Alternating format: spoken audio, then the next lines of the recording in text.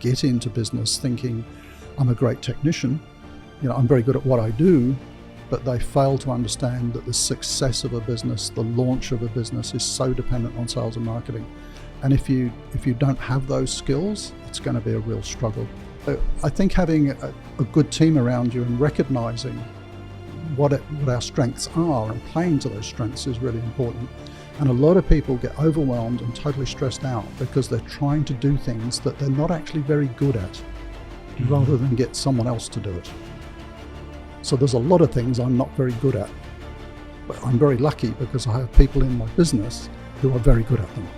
And it was really quite amusing because we had 5 people around the table who had very different views about why they did, what gets them up in the morning. And after 3 hours of debate and discussion, we were all on exactly the same page. And what gets us out of bed in the morning is helping people. So I think if you have clear values in your organization, in your business, that everybody buys into, and it was just as simple as that. What gets you out of bed in the morning? Helping people. What were the biggest struggles while establishing your logistics bureau at the beginning? What were your main struggles? Starting any business, I think, is a major struggle, unless you're a serial entrepreneur and have had lots of practice in it. And maybe we'll talk about some of the businesses that I tried and failed at. But I think any good entrepreneurs failed at a few. But certainly starting Logistics Bureau, it wasn't the technical aspect, it wasn't the understanding of how to be a good management consultant.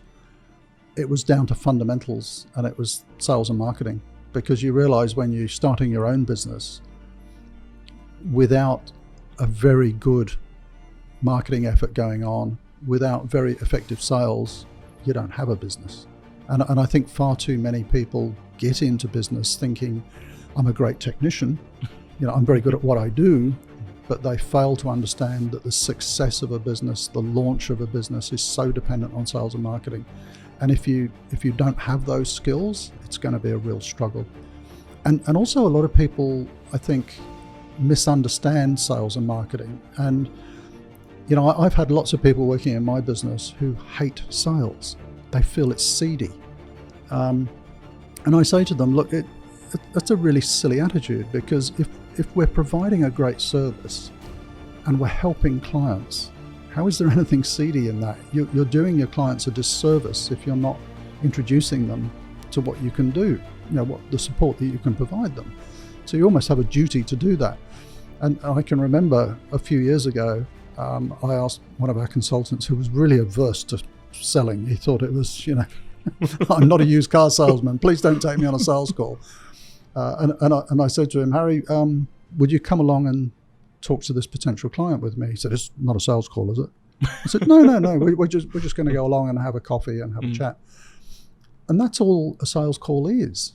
It's a conversation and really just exploring, what issues the client might have, and have we been able to fix those issues in the past, and would these sorts of solutions work for them? And that conversation went. And I can remember turning to Harry and saying, Harry, you fixed a problem like that recently, didn't you, in a very similar business? And he went through to explain how he'd done that. And the potential client was very happy. And then we walked out of the room and Harry said, that was a sales call, wasn't it? I said, it was a conversation.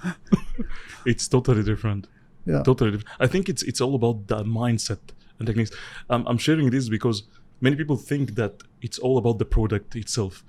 And they focus too much on providing values for the product. But if you don't have a real sales techniques and marketing funnels that you can take it through your funnels, you'll not be able to generate leads or just connect with your audience. Look, I think it's partly that, and there are lots of gurus out there online, and we all know who they are, who they have this template for how to market a product and this template for how to sell a product, and those have these examples of sell me this pen, but it's a lot more than that. There are certain fundamental techniques and approaches and so on, but at the end of the day, it's being able to interact with someone on a human level and say, look, we understand your problem. I think we can help you fix that. It's a bit like going to a doctor. You don't go along to the doctor and say, I've got a sore knee, and the doctor's going, hey, have I got the cure for you? We can do this and that. It's a conversation about the problem and what some of the symptoms might be, and have you thought about these sorts of solutions? And in our sort of business, that's what sales is. It's just a conversation between a couple of people to see if there's an opportunity maybe that we can help each other out.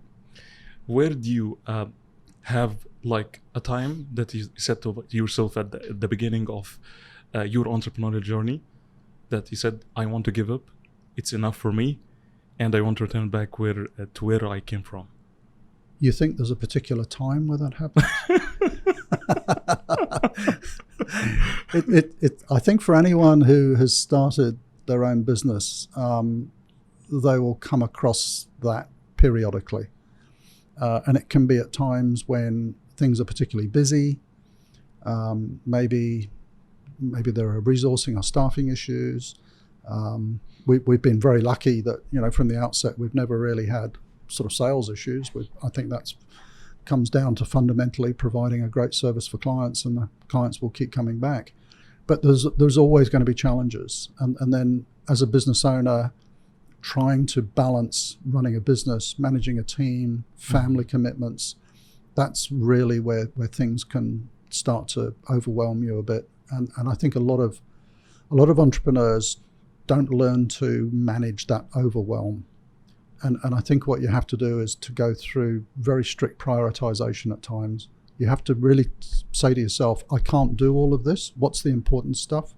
What can I leave? And also building a really good team around you.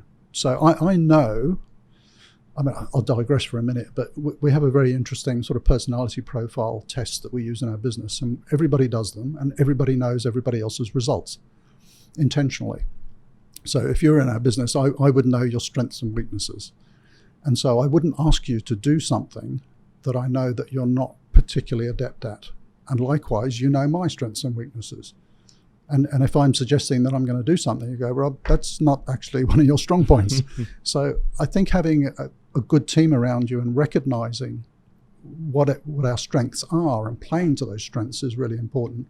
And a lot of people get overwhelmed and totally stressed out because they're trying to do things that they're not actually very good at, rather than get someone else to do it.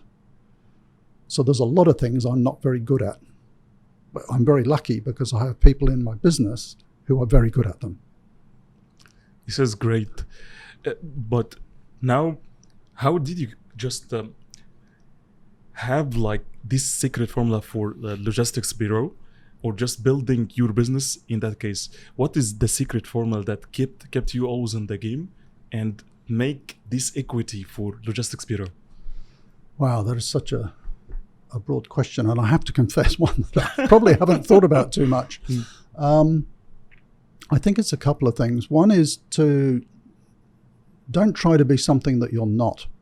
So whatever sort of business you're in, and maybe you admire a similar business, or you admire a particular entrepreneur, don't try to be that business or that person because you're not. Just be yourself. And I think that then naturally builds the right sort of culture in the business, so that the culture of a business really stems from the founder. And whatever culture you exude is what it's going to be. It's very hard for it to be something else. So you have to be comfortable with that. I think that's probably a key, to be honest.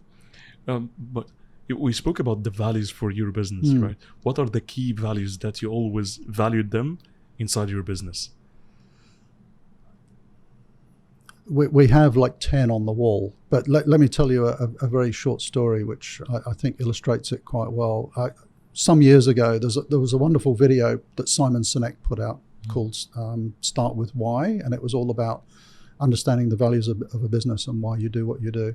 And I can remember getting 5 of our directors together, and we sat down and watched that Simon Sinek video, and then I said, over the next 2 or 3 hours, we're going to establish why we do what we do.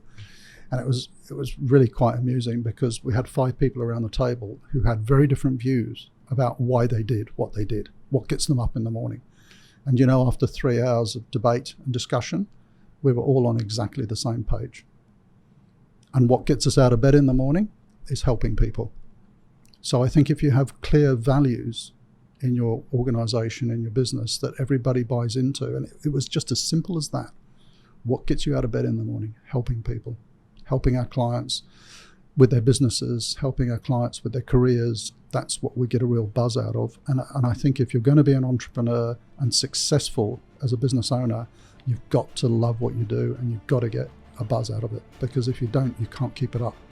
And all those times where you want to give up, it's that buzz that keeps you going.